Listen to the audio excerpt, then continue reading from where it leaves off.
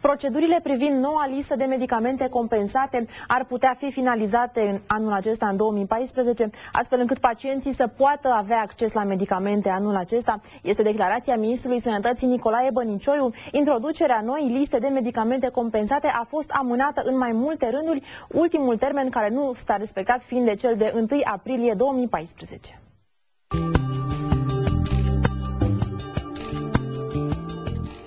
Procedurile privind noua listă de compensate și gratuite ar putea fi finalizate în 2014, astfel încât pacienții să poată avea acces la noile terapii încă din acest an, a declarat Ministrul Sănătății Nicolae Bănicioiu. 2014 trebuie să fie punct final pentru toate procedurile privind noua listă de compensate și gratuite. Asta înseamnă să avem un mecanism complet, final, care să asigure accesul la molecule noi pe piața românească. Cred că împreună putem ajunge la o formulă foarte bună. Îmi doresc ca acest mecanism pentru accedere pe piață și mai ales pe piața de compensate să fie terminat într-un timp cât mai scurt. Îmi doresc ca anul 2014 să fie un punct final al acestor dezbateri, indiferent dacă la iarnă sau anul viitor vor fi alți miniștri ai sănătății. Important este ca împreună să lansăm un mecanism care să fie predictibil, să permită un acces continuu, să fie sustenabil și să aibă efecte terapeutice scontate pentru pacienți, a spus Ministrul Sănătății. Bănicioiu a precizat că, pentru realizarea unei liste de compensate și gratuite și introducerea moleculelor noi, va lucra împreună cu Agenția Națională a Medicamentului. Soluția cea mai bună este ANM, care se ocupă de certificare și cred că poate încheia și procesul respectiv, având în vedere că are și expertiză, dar și posibilitatea de a funcționa și oameni, a mai spus Ministrul Sănătății. Demnitarul a adăugat că este adeptul unui mecanism nou în România privind actualizarea permanentă a listei cu medicamente compensate și gratuite. Sunt adeptul unui mecanism total nou în România care să fie continuu, susținut și sustenabil de introducerea terapiilor noi. Când spun un mecanism continuu, mă refer la o evaluare timpurie în același interval cu țări care deja fac acest lucru și care au expertiză în domeniu, a explicat el. Potrivit lui Bănicioiu, procesul trebuie să fie predictibil și agreat de industria farma, pentru că în felul acesta se va ști ce nevoie are sistemul și pe ce se bazează el. În acest context, el a menționat ca variantă compensarea condiționată a medicamentelor în funcție de eficiența lor. Ministrul a precizat că, la nivel european, există acorduri formale între producători și organizațiile care suportă costurile terapiei, sistemul public ori asiguratorii, acorduri care au ca scop distribuirea între cele două părți a riscului financiar asociat terapiilor cu noile medicamente. Scopul final al acestor acorduri sau parteneriate este creșterea accesului pacienților la noile variante de tratament, chiar și în condițiile în care bugetele disponibile sunt limitate. Introducerea noii liste de medicamente compensate a fost amânată în mai multe rânduri, ultimul termen nerespectat fiind 1 aprilie 2014.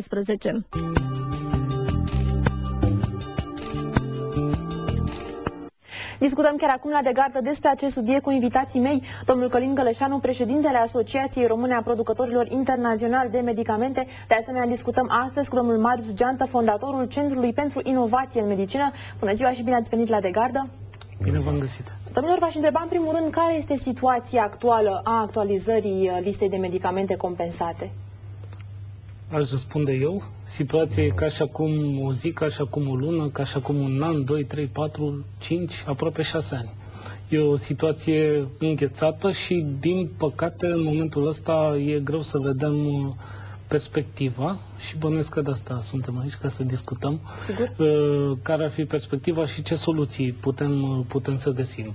Se spunea în materialul anterior, se vorbea despre faptul că în România, față de alte țări europene, sunt ani de zile de când nu s-a mai actualizat lista de medicamente compensate și e un lucru care ar trebui să ne mire, deși sănătatea e, din punct de vedere al dreptului european, partajat între Comisia Europeană, Parlamentul European și statele membre. Există o directivă din 21 decembrie 1988 care teoretic produce efecte în toate statele membre, mai puțin în România. Directiva respectivă nu prevede o actualizare automată a listelor de medicamente compensate, ci prevede un anumit termen în care statul respectiv este obligat să răspundă solicitării unei companii farmaceutice în sensul în care acceptă sau nu compensarea medicamentului respectiv. Mi se pare un punct important de unde cred că putem să punem discuția.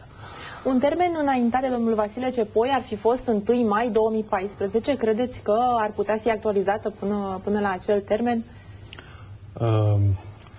Haideți să vedem întâi care au fost pașii care au dus la o posibilă actualizare a listei, mai întâi la 1 aprilie. E vorba de un proces care a durat mai bine de un an, început puțin înaintea jumătății anului 2013, care a presupus trecerea printr-un proces de asesare a tehnologiilor medicale a peste 160 de molecule. El s-a concluzionat într-o listă care a fost pusă pe site-ul Ministerului Sănătății într-un proces de transparență decizională la sfârșitul anului trecut. Lista conține 130 de molecule, concretizată încă o dată într-un proiect de hotărâre de guvern. Deci, din punct de vedere legislativ, pe 27 martie a expirat cele 30 de zile necesare proiectului hotărâre de guvern, pentru a putea fi adoptat într-o ședință de guvern. Din această perspectivă, în teorie cel puțin, în orice ședință de guvern, de după 27 martie, hotărârea de guvern cu lista de compensate ar putea fi adoptată. Realitatea, revenind la ceea ce ați spus mai devreme, realitatea însă arată un pic diferit, în sensul că 1 aprilie a trecut, nu s-a întâmplat nimic și sunt variate ipoteze de lucru legate de intrarea în vigoare a listei. Una dintre ele, exact cum spuneați dumneavoastră, ar fi 1 mai. Care au fost piedicile care au dus în tot acest timp la această stare de fapt? Ar fi discuția despre bani și, de fapt, despre ceea ce își permite societatea românească. Și, iarăși, eu aș merge puțin mai departe de costul efectiv al tratamentelor care urmează să fie introduse pe lista de medicamente compensate. Se știe că, ok, costul acestor medicamente este mai mare pentru că dezvoltarea lor durează 10-15 ani, se cheltuie sume foarte mari și, în general, se dezvoltă, dacă vorbim despre oncologie, pentru situații disperate, pentru cazuri în stadiu 4 metastatic și așa mai departe. Acum eu vin și întreb. Ce a făcut statul român în privința educației oamenilor, în privința screening-ului, în privința programelor pentru depistarea precoce, așa încât bolile să nu mai fie descoperite în atât de mare măsură în stadiul 4 și să presupună nu așa costurile despre care acum guvernanții discută și să fie descoperite în stadii în care poate ele nu ar costa atât de mult. Prevenția, într-adevăr, și programele de screening o problemă pentru România? Eu așa aș vedea balansul. N-aș vedea numai componenta aceasta a costurilor și impactul actualizării listei strict din perspectiva costurilor, dar aș pune în contextul general. Însă, despre ce costuri ar fi vorba? Există mai multe estimări, eu știu de una dintre ele care se apropie de 600 de milioane de lei, impactul pentru anul 2014, pentru întreg anul 2014. În tot acest timp, care este situația pacienților din România? Se tratează în continuare cu medicamente vechi? Ce fac aceștia?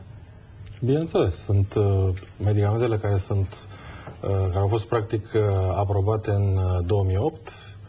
Ele au fost sau sunt puse la dispoziția prescriptorilor, medicilor, conform unor protocoale terapeutice care și ele s-au fost structurate și au fost emise la nivel de ordin de Ministru al Sănătății tot în perioada 2008. Pacienții în clipa de față, pe toate patologiile, sunt tratați cu aceste medicamente. Care ar fi impactul actualizării listei de medicamente compensate asupra pacienților, asupra industriei farmaceutice, de ce nu asupra economiei țării? Aș vorbi despre impactul la nivelul pacientului. Practic, o actualizare a listei iar aduce pe pacienții români în rândul pacienților europeni și asta nu ar fi doar un slogan sau un discurs. Ar fi o realitate. Din punct de vedere al impactului asupra industriei farmaceutice, cred că domnul Gărășanu poate să detalieze. Sigur. Da, impactul, încă o dată, și eu aș începe tot prin a spune că, în principal, și din punctul nostru de vedere al industriei farma, fie ea axată pe cercetare și dezvoltare, fie industria de medicamente generice, receptorul final al tuturor, dacă vreți, strădanilor noastre este pacientul. În context economic, dacă vreți, România iară face notă foarte aparte și o notă foarte proastă contextul european. Companiile care cercetează molecule noi, în special pentru, apropo de ce spunea domnul doctor mai devreme, afecțiuni foarte grave cu potențial letal, cheltuie în jur de $1 miliard pe o perioadă de 10 ani într-un sistem foarte bine regularizat, după care beneficiază de un patent în medie de 10 ani, cu anumite excepții puțin peste 10 ani. Dacă în această perioadă investiția care a fost făcută anterior nu este amortizată, evident că capacitatea noastră de a cerceta molecule noi salvatoare de vieți este pusă sub semnul întrebării. Din fericire pentru industria, pentru companiile multinaționale, România nu este, din punct de vedere, haideți să spunem, cantitativ, nu este o piață strategică. Dar din punct de vedere principial, și aici încă o dată nu pot decât să fiu de acord cu cele spuse de domnul doctor,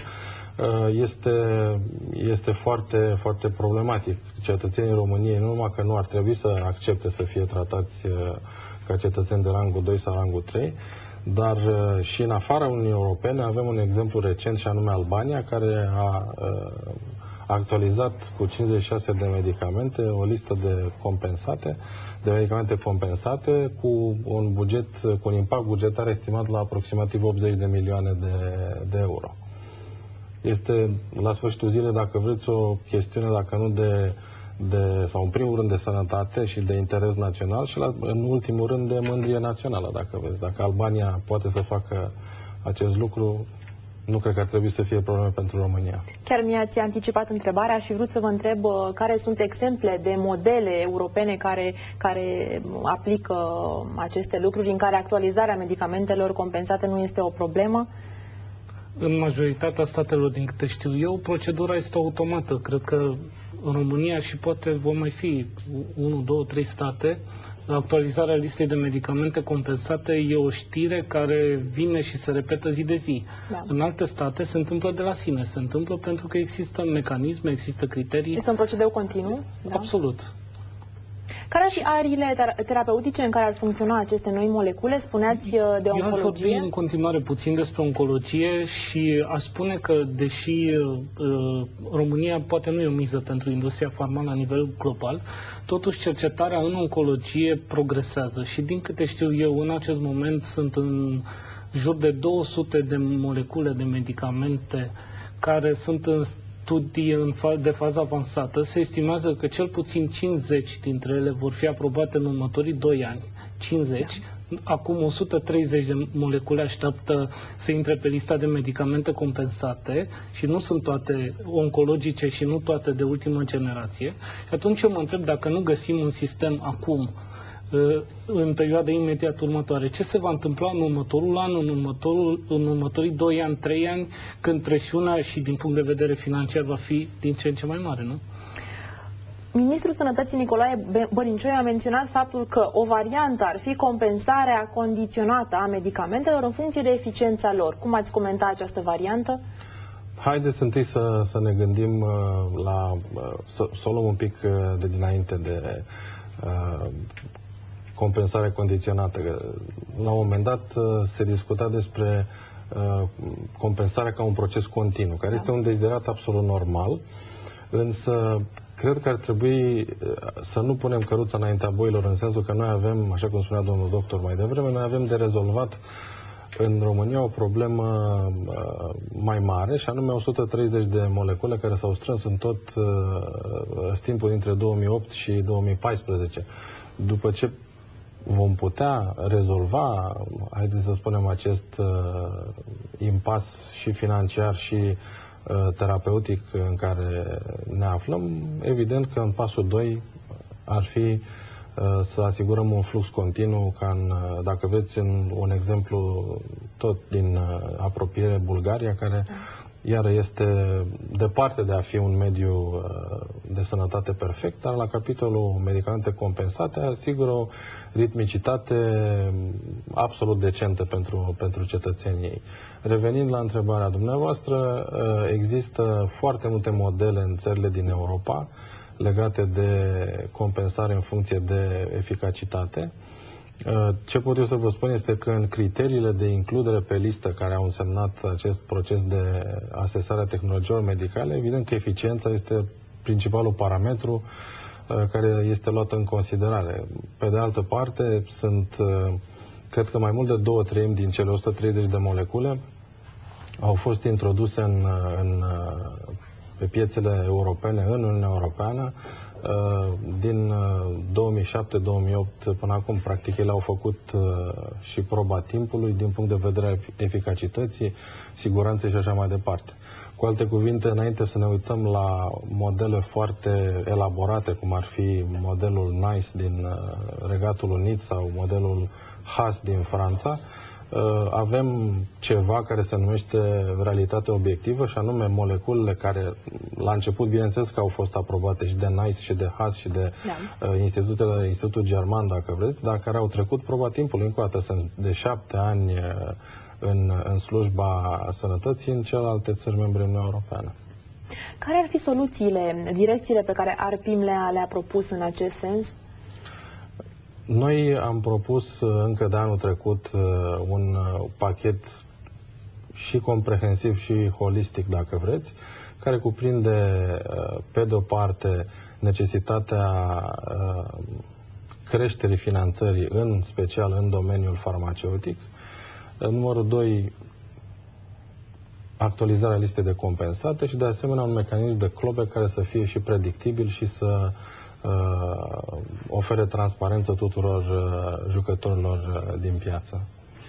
O altă variantă care ar trebui să ușureze oarecum procesul ar fi fost eliminarea adaosurilor distribuitorilor. Credeți că ar fi o soluție? De asemenea, se vorbește despre introducerea unor acorduri preț-volum pentru noile medicamente cu buget suplimentar. Referitor la adaosurile comerciale, este un lucru pe care cu siguranță, sau care cu siguranță va fi tratat de către Asociația Distribuitorilor cu partenerul guvernamental. Ce pot eu să vă spun este că vis-a-vis de taxa clawback sau de suprataxarea în domeniul farmaceutic,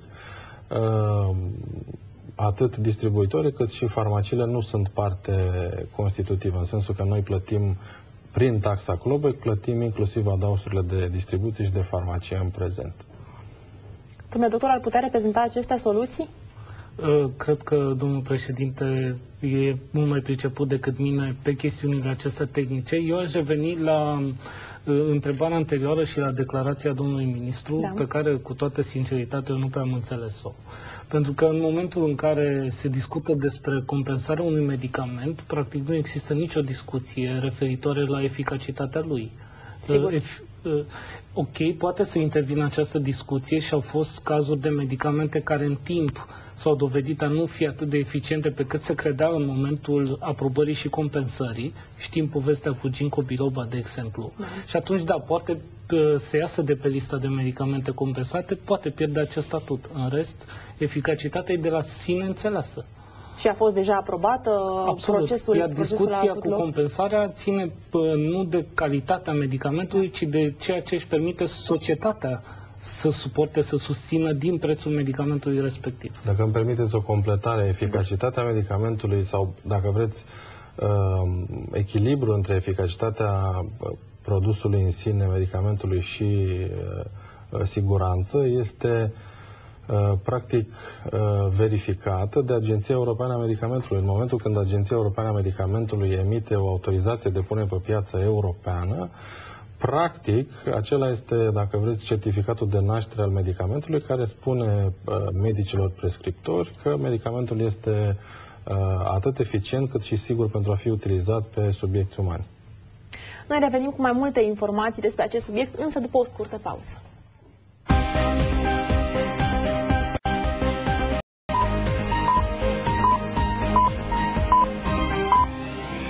Suntem la starea de gardă. Domnule doctor, v-aș întreba și care este situația medicamentelor generice în România la ora actuală, asta pentru că consumul a scăzut într-adevăr în ultimii ani. O treime dintr-o piață de 12 miliarde de lei pe an o constituie aceste medicamente generice.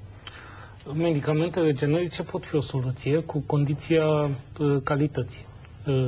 Cu condiția calității și cu condiția urmăririi și a efectelor și a unei a unei aprobări și a responsabilității cu care medicul și farmacistul prescrie sau eliberează medicamentul respectiv din farmacie.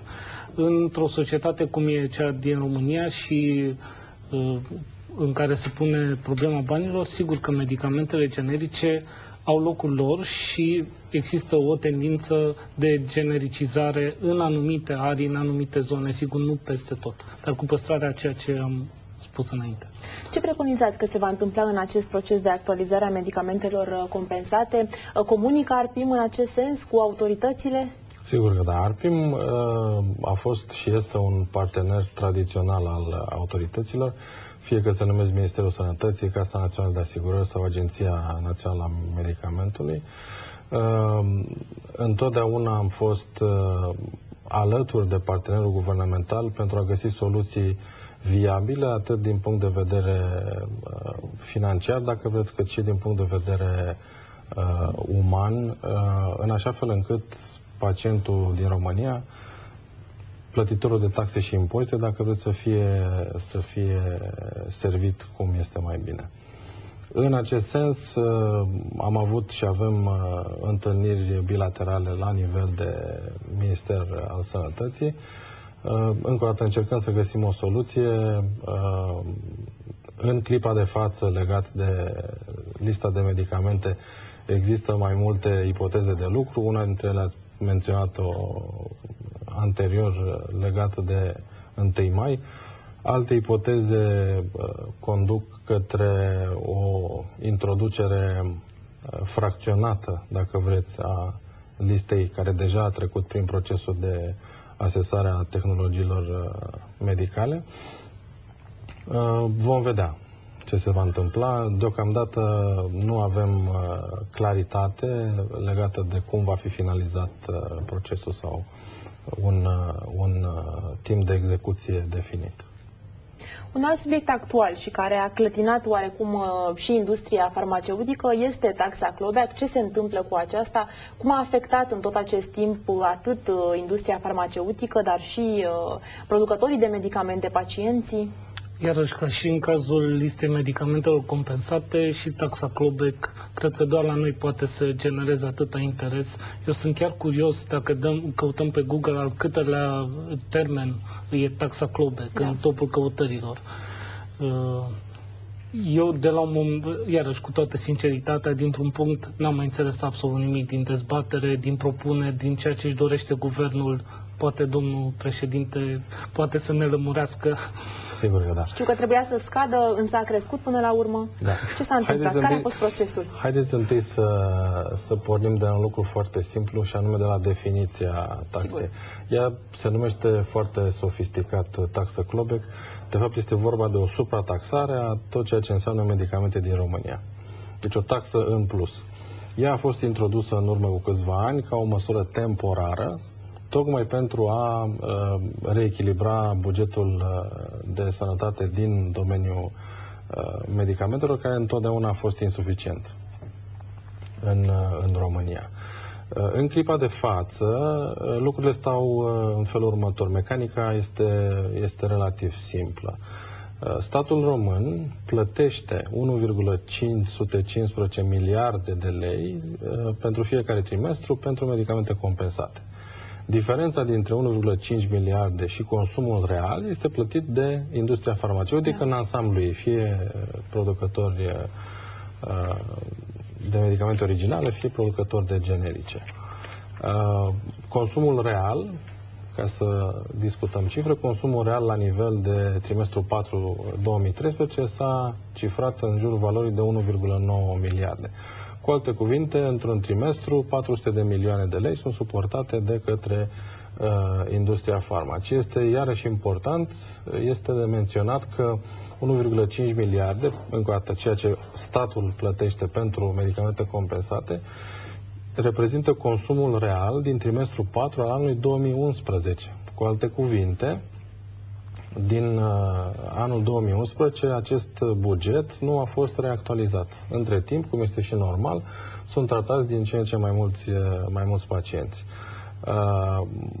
În clipa de față, această suprataxă denumită clawback a ajuns la procentul de 20%. Cu alte cuvinte, plătim 20% din tot ceea ce vindem în regim compensat în România, lucru care ne pune într-o situație foarte dificilă și anume de a căuta să ne rentabilizăm modelele de business, inclusiv printr-un lucru care este absolut de nedorit și într-o țară care se vrea a fi în dezvoltare, cum este România, cu iată creștere economică, și anume se pot ajunge inclusiv la disponibilizări, care înseamnă mai puțin plătitori de taxe și impozite, mai puțin plătitori de CASE și așa mai departe. Eforturile noastre, care s-au concretizat într-o platformă comună, inclusiv cu Asociația de Producători de Medicamente Generice, cuprindea 3 elemente ca un pachet unitar, și anume o bugetare adusă în actualitate, nu neapărat la nivel de 2013, dar măcar la nivel de trimestru 4 al anului 2012, încă o dată un calcul diferit dacă vreți, al taxei clawback și mult mai fair, dacă vreți, și anume ca fiecare participant din piață să-și plătească contribuția pe care o are, cu alte cuvinte, fiecare companie să plătească un clawback în funcție de nivelul de fonduri de stat consumate de medicamentele companiei respective. Și punctul 3, bineînțeles, actualizarea actualizarea listei de medicamente compensate. A ajuns taxa clawback la un nivel nesustenabil? Reprezintă cu adevărat o povară pentru producătorii de medicamente? Eu o să vă spun care este opinia organizației pe care o reprezint, și anume ARPIM. 20% este un procent foarte mare. Dacă vă uitați în toate piețele din Europa, iarăși, din păcate, facem nota aparte. Este un nivel de taxare care, încă o dată, ne poate aduce în situația în care să ne gândim la a rentabiliza existența noastră în piața românească prin alte măsuri. De una dintre ele am pomenit anterior. Însă la ora actuală, care este situația? Taxa scade, crește? Poate duce o creștere la dispariția de pe piața unor medicamente sau imposibilitatea introducerii pe piața unor medicamente noi? Cele două elemente sunt practic la latitudinea fiecărui producător. Deci fiecare producător își cunoaște strategia și la sfârșitul zilei își cunoaște posibilitățile de susținere financiară.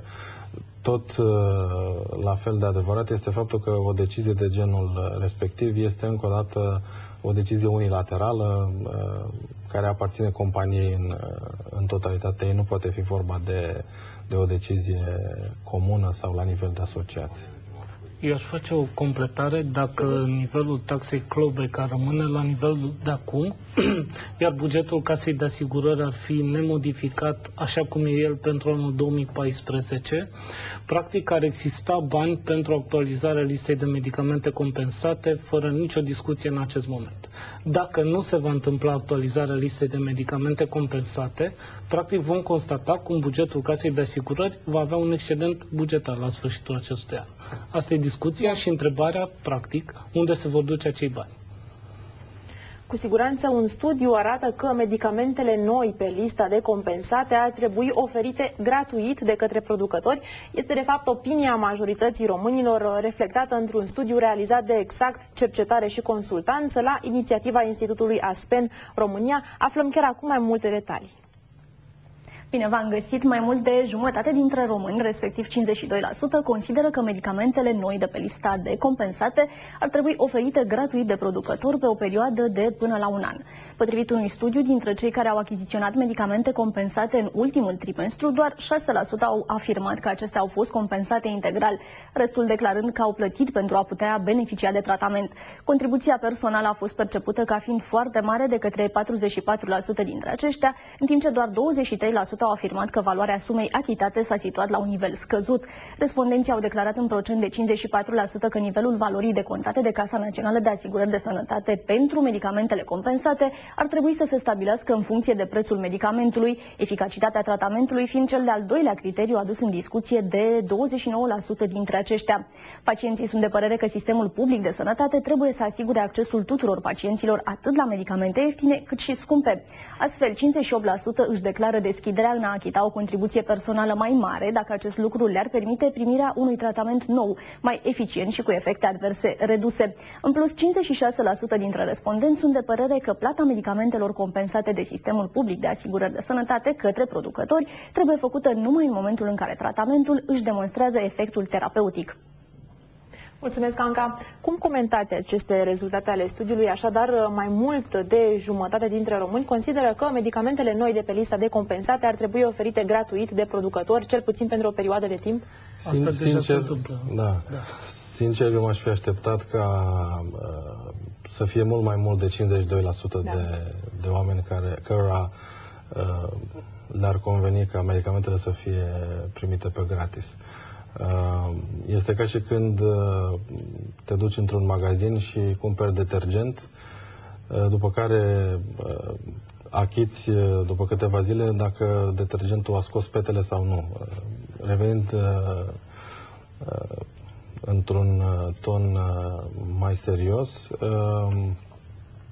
medicamente gratuite au fost, sunt și vor fi oferite în diverse programe care poartă vari denumiri, de compassionate use, studii de diverse faze de către companiile farma. Este o practică curentă, repet, care nu a fost inițiată la inițiativa autorităților, ea este prezentă în România de ani de zile. Este dacă veți o picătură într-un ocean și pe de o parte bolnavii, cetățenii din România sunt tratați cu medicamente de care oricum nu ar beneficia pentru că avem decalaje mari în a compensa medicamente în această țară și pe de altă parte medicii au posibilitatea să practice ceea ce învață în manifestările științifice internaționale și nu numai și să practice, dacă vreți, să-și practice meseria conform ghidurilor europene de tratament în mai toate arile terapeutice. Este încă o dată o practică curentă, ea cuprinde variate forme și este un lucru de care industria farmaceutică, dacă vreți, la sfârșitul zilei este mândră. Ceea ce nu își propune însă industria farmaceutică și nu și-a propus niciodată este să substituie statul. Sigur. Fiecare trebuie să aibă rolul bine determinat. Da, trebuie să spunem și ar trebui să se știe că o companie farmaceutică și o companie, nu e o organizație non-profit. Și asta trebuie să știe și statul, trebuie să știe și medicii și vorbim în contextul limitării accesului, sponsorizărilor medicilor către congrese, trebuie să știe și pacienții și cetățenii, publicul larg. Revenim puțin la programele de acces la tratament, deși nu sunt pe listele de compensate. Eu știu două situații concrete. Este vorba de o terapie care se adresează melanomului malign și sunt peste 100 de pacienți tratați, deși medicamentul nu este compensat. Și mai știu de o situație de un medicament anticoagulant care este oferit într-un program de acest tip de 4 ani, nu doar de un an de zile. Deci, deja s-a întâmplat. Și revenim puțin la studiul respectiv, nu știu dacă n-am reținut, mai e un procent interesant, doar 26% dintre cei care răspund spun că au încredere în Ministerul Sănătății. Într-adevăr. Mie mi se pare extrem de relevant. Care ar fi cauzele acestei stări de fapt, poate și schimbările care au avut loc în ultimul timp? Cred că lucrul acesta se vede în interacțiunea fiecărui cetățean și a fiecărui pacient cu sistemul medical. Și înțelegem prin asta medicament, spital, farmacie, servicii ambulatoriu, medicale, exact, sigur. servicii medici, asistente, infirmiere, bodyguard și orice ține de sistemul sanitar. Nemulțumirea e atât de mare încât nu ne miră că practic toată antipatia se proiectează asupra Ministerului Sănătății. Și vine cu siguranță din experiența personală. A fiecărui respondent, sigur. Revenim cu alte informații despre acest subiect după o scurtă pauză.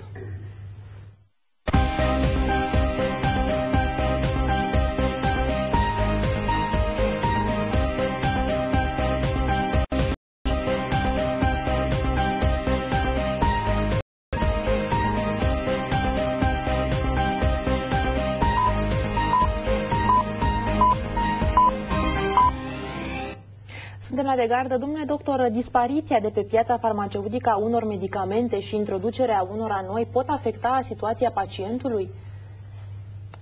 Vorbesc aici și despre medicamentele generice.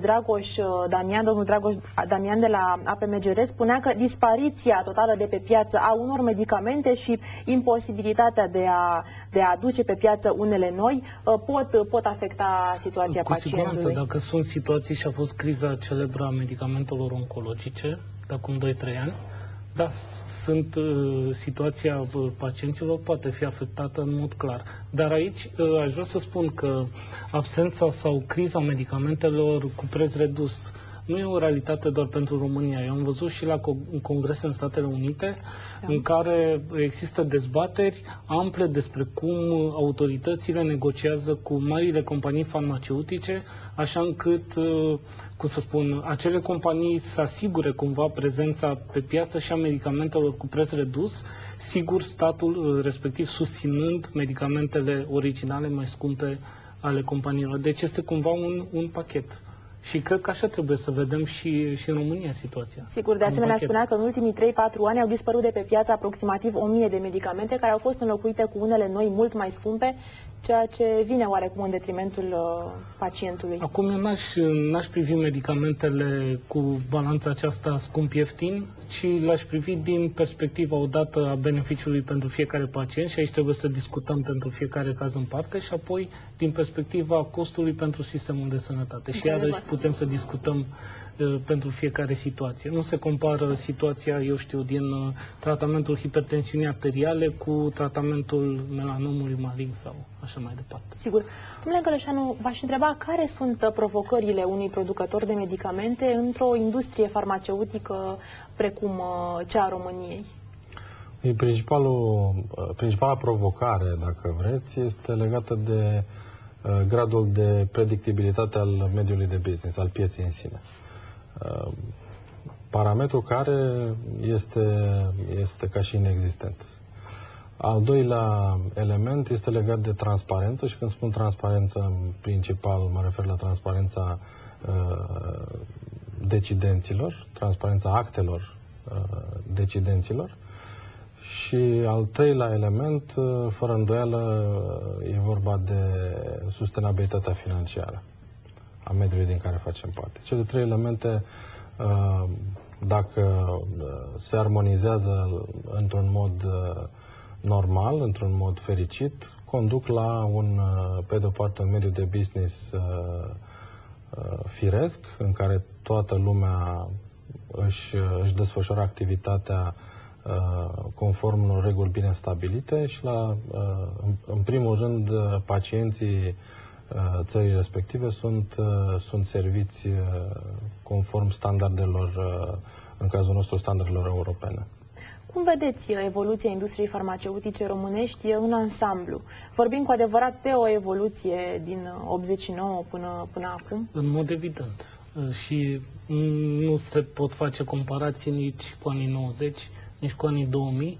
După părerea mea, industria farmaceutică din România e la intersecția dintre ceea ce se schimbă pe plan mondial în industria farmaceutică, la intersecția dintre acesta, intersecția cu ceea ce vine din trecutul istoriei industriei farmaceutice din România, peste care vine situația de blocaj, de impredictibilitate, ceea ce ține practic de statul român. De aceea eu am văzut în ultimii ani situații de blocaj, situații de îngheț și sunt atitudini, cum să spun, perfect umane. Pentru că ne putem imagina un om, un manager, nu? Care este tras din cel puțin 3 direcții în același timp. Și atunci ne gândim, ok, mișcă mâna stângă, pe cea dreaptă un picior. Care ar fi principalele probleme la ora actuală în industria farmaceutică? Vorbim așadar despre actualizarea listei de medicamente compensate, despre tot tumultul creat de taxa clawback. Care ar fi și alte probleme care ar trebui avute în vedere?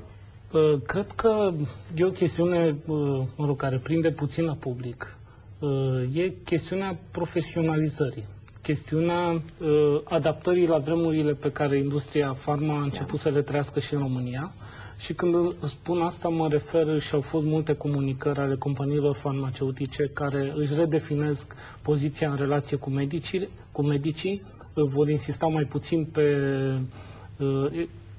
susținerea deplasărilor la congresele mai mult sau mai puțin științifice și vor insista mai mult pe ceea ce înseamnă educația medicală. Educația medicală însă nu trebuie lăsată doar la îndemâna sau doar în seama industriei farmaceutice. Industria farmaceutică și oricine pe lumea asta și-a atâta putere și se întinde atât de mult cât îi permite mediul.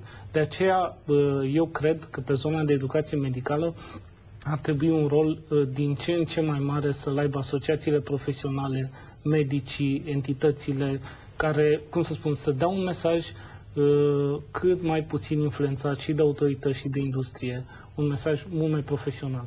Aș întreba și cum ar contribui sectorul farma la evoluția, la reformarea sistemului sanitar românesc, pentru că, într-adevăr, are o mare contribuție. În primul rând, sectorul farmaceutic pe care îl reprezint este unul din sectoarele, pe de o parte, foarte bine reglementate, pe de altă parte, autoreglementate, în sensul că există coduri de practică de business care, bineînțeles că au fost importate de la nivel european sau de la nivel nord-american și care statutează relația pe care industria o are fie cu medicii, prescriptori, fie, dacă vreți, cu organizațiile de pacienți. Toate aceste lucruri se desfășoară într-un mod cât mai transparent. Există situații financiare, rapoarte de tot felul, prin care toate aceste activități sunt cuantificate și sunt puse la dispoziția publicului, dacă vreți. Revenind la întrebarea noastră legată de provocările industriei farma, evident că trebuie să ne uităm în trecut pentru a învăța câte ceva și spera că viitorul o să arate mai bine. Vreau să fac referire din nou la aspectul legat de finanțare și cu ocazia asta aș vrea să trag un semnal de alarmă pentru anul 2015 legat de bugetul de sănătate. Dacă bugetul de sănătate din anul 2015 va fi la același nivel, cel puțin în ceea ce privește fondul de medicamente compensate, dacă va fi la același nivel cu anul 2004, lucrurile vor sta foarte, foarte prost, din motive lezne de înțeles. Motivele invocate sunt agreement-urile țării noastre cu organizațiile financiare internaționale, Fondul Monetar, Banca Mondială și Comisia Europeană. Ceea ce trebuie să înțeleagă toată lumea, de la autorități până la simpli cetățeni, este că sănătatea românilor nu ar trebui să fie negociabilă, nici măcar cu organizațiile financiare internaționale. Și că investiția în sănătate este cea mai importantă, cred eu. Și pe termen lung. Sănătatea nu trebuie să depindă de puterea de cumpărare. Vă mulțumesc foarte mult pentru prezență și pentru informațiile oferite. Am discutat cu domnul Călin Gălășanu, președintele Asociației Române a Producătorilor Internaționali de Medicamente, și cu domnul Marius Geantă, fondatorul Centrului pentru Inovație în Medicină. Eu sunt Alexandra Stănescu, vă mulțumesc pentru atenție. Vă dau întâlnire vineri la De Gardă cu alte subiecte din lumea medicală. O zi frumoasă să aveți, pe curând!